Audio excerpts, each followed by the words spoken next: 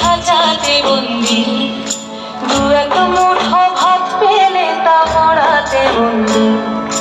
High তোকে ভাত দি, কি করে যে ভাত দি, হাই হাই তোকে ভাত দেব।